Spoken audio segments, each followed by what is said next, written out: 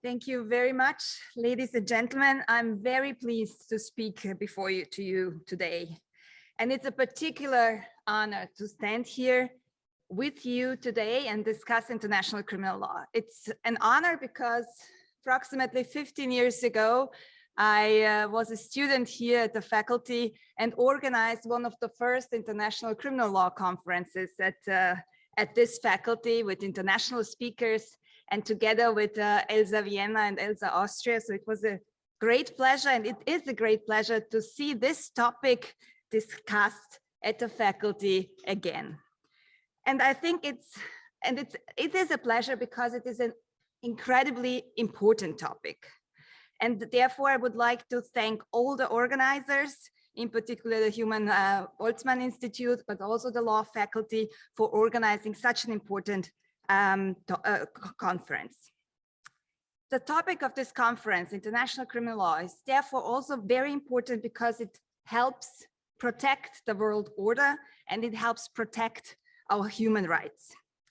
I spent some time of my professional life dedicated to international criminal law, and therefore it's also of personal interest to me. Wars cause spaces of terror where cruelty becomes obvious. Wars seemingly create new moral standards where murder and rape become accepted options for action. Wars dehumanize both, first the victims, but then also the perpetrators. But wars do not create impunity. Genocide, crimes against humanity, and war crimes are the most serious crimes threatening our peace.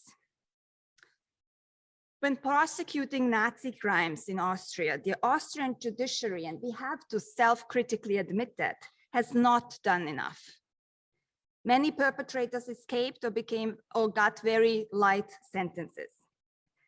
The Republic of Austria has stated, though, its will and effort to prosecute these crimes consistently by ratifying the Rome Statute.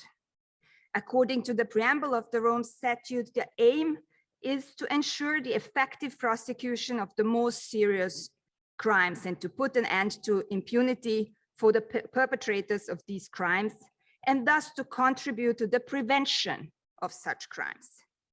Therefore, it is the duty of every state to exercise its criminal jurisdiction over those responsible for international crimes.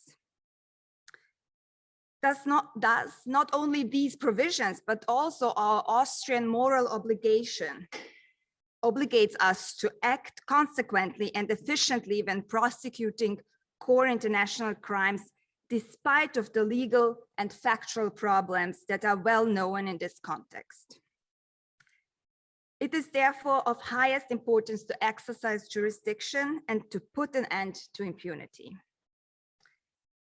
But international criminal justice not only puts an end to impunity, it also contributes, and this is something that should not be forgotten, it contributes to transitional justice.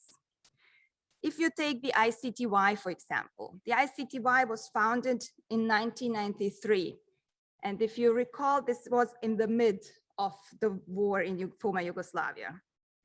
The international community installed the ICTY because it saw it as a threat to perpetrators and as an aim to end the wars, to convince the perpetrators that that it will be punity if they continue committing those horrendous crimes. But of course, with such an ambitious goal to end the war, the ICTY with this goal was doomed to fail.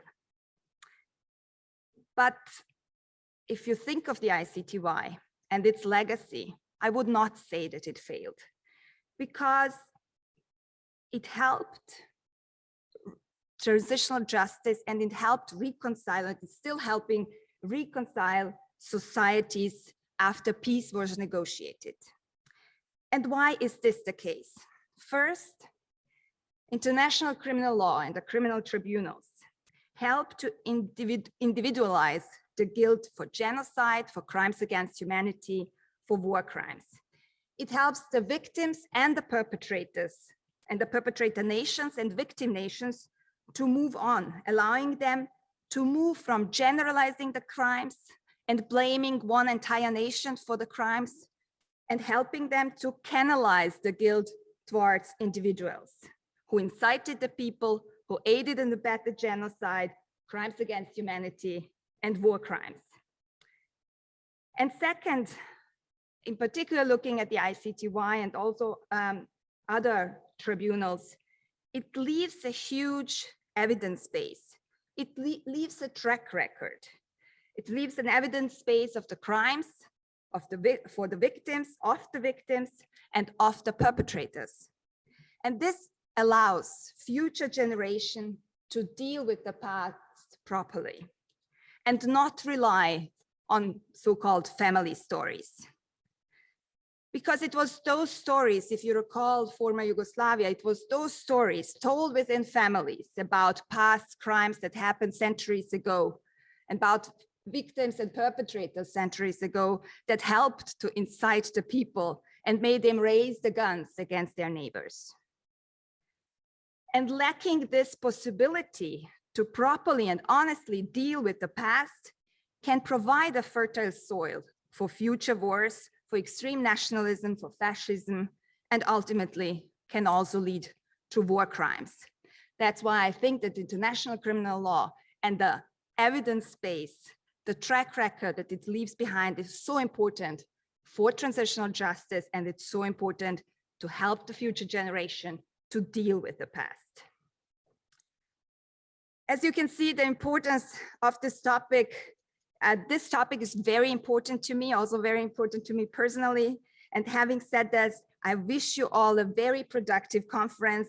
I thank you for participating at this conference, and I wish you thoughts and knowledge and a great exchange. Thank you very much.